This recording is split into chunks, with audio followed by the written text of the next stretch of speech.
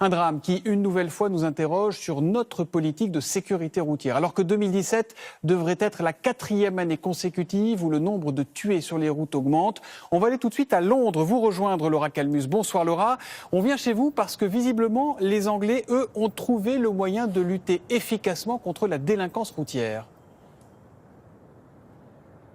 Absolument Thomas, il y a 2 fois moins de morts sur les routes de Grande-Bretagne que sur les routes françaises pour une population comparable. Et c'est tout simplement parce qu'ici, dès 1966, à une époque où les chiffres étaient très mauvais, tout a été repensé pour lutter contre ces accidents de la route. Et depuis, des centaines de radars ont été mis en place et les automobilistes peuvent désormais perdre leur permis à vie sans la possibilité de le repasser. Le gouvernement a également sensibilisé la population avec des campagnes de prévention choc à l'anglo-saxonne. C'est ce que nous expliquent Lilia Melconian et Morgane Bonnat.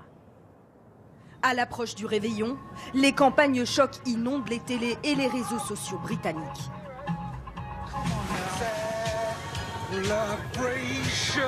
Marquer les esprits pour éviter que la fête ne soit gâchée. La formule semble fonctionner. 230 morts liés à l'alcool sur les routes anglaises contre 1000 dans l'Hexagone. Boire ou conduire, il faut choisir. Dans ce pub de Londres, tous semblent avoir compris le message. Ce que le gouvernement a fait ces 10-15 dernières années, en nous rabâchant sans cesse les risques qu'on prend en buvant et conduisant, je pense que ça a fait son effet. Avant, je buvais quelques pintes et je conduisais, mais plus maintenant, c'est plus mon truc. En Grande-Bretagne, le taux d'alcool limite autorisé est de 0,8 grammes par litre de sang, soit plus qu'en France. Mais les sanctions en cas d'infraction peuvent être sévères. Pour le simple fait de prêter sa voiture en connaissance de cause à une personne alcoolisée, un Britannique encourt jusqu'à 2 800 € d'amende. Pour conduite en état d'ivresse, la loi ne fixe aucune limite. En 2016, un automobiliste a même été condamné à une amende record de 60 700 €. Autre peine encourue, une interdiction de conduire à vie. Et la régulation ne s'arrête pas là. Les Anglais ont baissé la limitation de vitesse. 48 km/h en ville, 112 km/h sur les autoroutes.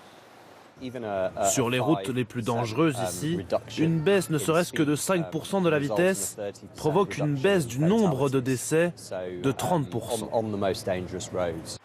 Et pour s'assurer que ces limitations de vitesse sont bien respectées, le pays est couvert de caméras. 5 460 radars contre 4 700 en France, alors que le réseau routier est 2 fois plus grand dans l'Hexagone. À Londres, par exemple, la densité de radars est impressionnante, mais difficile de trouver un Anglais qui s'en plaint. Il y a beaucoup de radars et ça coûte cher. Mais c'est bien, c'est pour la sécurité des gens.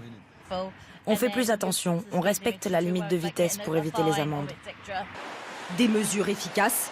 Il y a 2 fois moins de morts par an sur les routes britanniques que sur les routes françaises.